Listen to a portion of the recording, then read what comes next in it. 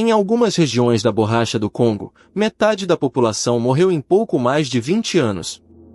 Morreram para que a Europa tivesse pneus, mangueiras e luvas, e os jornais de Bruxelas chamavam a isto civilização. Um homem viu o que se passava antes de quase toda a gente. Chamava-se George Washington Williams, era historiador afro-americano, e tinha atravessado o oceano a acreditar na promessa de Leopoldo II. Encontrou o contrário. Escreveu a primeira grande denúncia daquele regime e deu-lhe um nome que ainda hoje usamos nos tribunais: crimes contra a humanidade. Depois adoeceu, e morreu num quarto de hóspedes em Inglaterra, com 41 anos. A carta que escreveu circulou pela Europa. E, durante mais de uma década, ninguém quis acreditar no homem que a assinou. Julho de 1890. Um pequeno vapor sobe o rio Congo, contra a corrente castanha, e no convés vai um homem que quase ninguém esperava ali. Tem 40 anos, fato escuro, um caderno na mão. É negro, é americano, e é historiador, o primeiro a escrever uma história séria do seu próprio povo, publicada em 1882. Chama-se George Washington Williams. Nasceu na Pensilvânia, em 1849. Aos 14 anos mentiu sobre a idade para combater na Guerra Civil. Depois foi pastor, foi advogado, foi um dos primeiros negros eleitos para um parlamento estadual nos Estados Unidos. E, como muita gente honesta da época, tinha acreditado no que a Europa dizia sobre o Congo. Porque a história que Leopoldo II vendera ao mundo era bonita. Rei dos belgas, dono de um território dezenas de vezes maior que o seu país, jurava não querer lucro nenhum.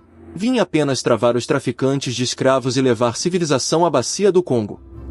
Convencer as potências reunidas em Berlim, em 1884. Convencer o presidente dos Estados Unidos.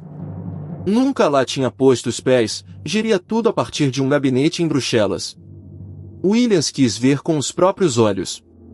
Queria escrever a crônica gloriosa daquela obra, talvez, convencer famílias negras americanas a construírem ali uma vida nova. Subiu o rio estação a estação, de caderno aberto, a anotar nomes, números, datas. O que anotou não se parecia nada com a brochura. E quanto mais subia o rio, menos conseguia continuar a escrever a história que tinha vindo escrever. Estação após estação, Williams encheu o caderno com aquilo que ninguém em Bruxelas queria por escrito. Viu homens acorrentados pelo pescoço, obrigados a carregar fardos. Viu aldeias esvaziadas para cumprir cotas de marfim e de borracha. Ouviu falar dos soldados da Force Publique, o exército privado do rei, e do que faziam a quem não entregava borracha suficiente. Percebeu como se tinham feito os famosos tratados com os chefes locais, 4 páginas em francês que nenhum deles lia, assinadas com uma cruz a troco de panos e bugigangas, e que entregavam tudo a Leopoldo. Williams era historiador. Não escreveu com indignação vaga, escreveu com provas.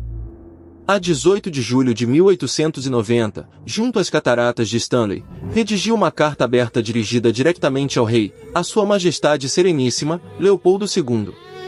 Nela, acusava o regime de raptos, de trabalho escravo, de queimar aldeias, de mentir ao mundo inteiro sobre a sua obra civilizadora. E, a certa altura, procurou uma expressão à altura daquilo. Escreveu que aquilo eram crimes contra a humanidade.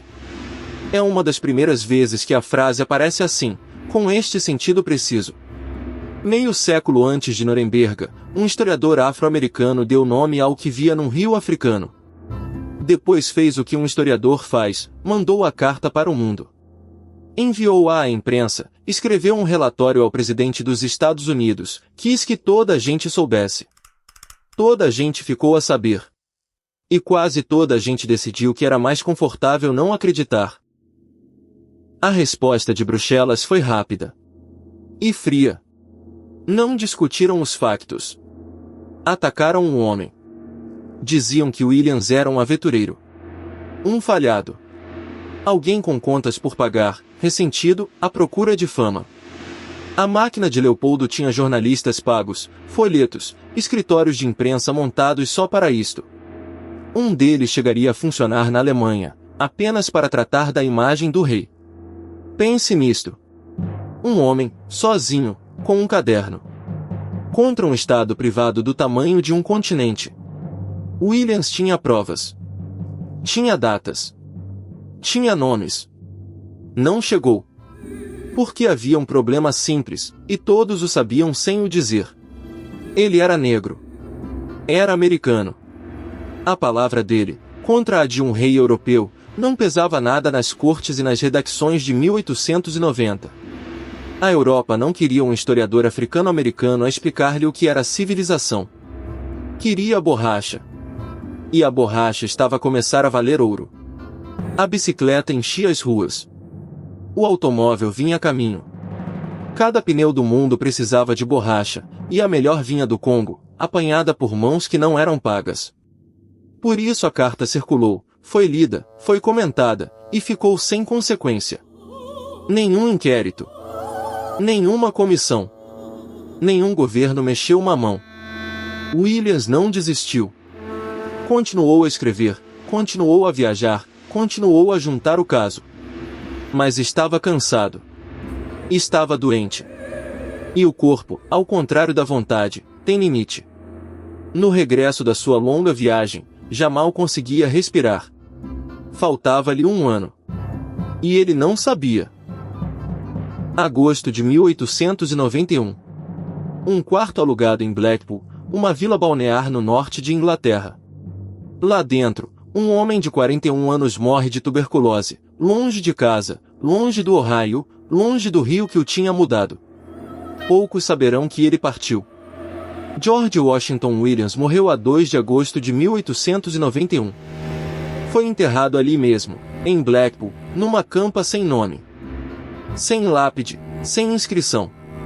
O primeiro homem a chamar crimes contra a humanidade ao que se passava no Congo desapareceu debaixo da relva de um cemitério inglês, e o mundo continuou exatamente na mesma.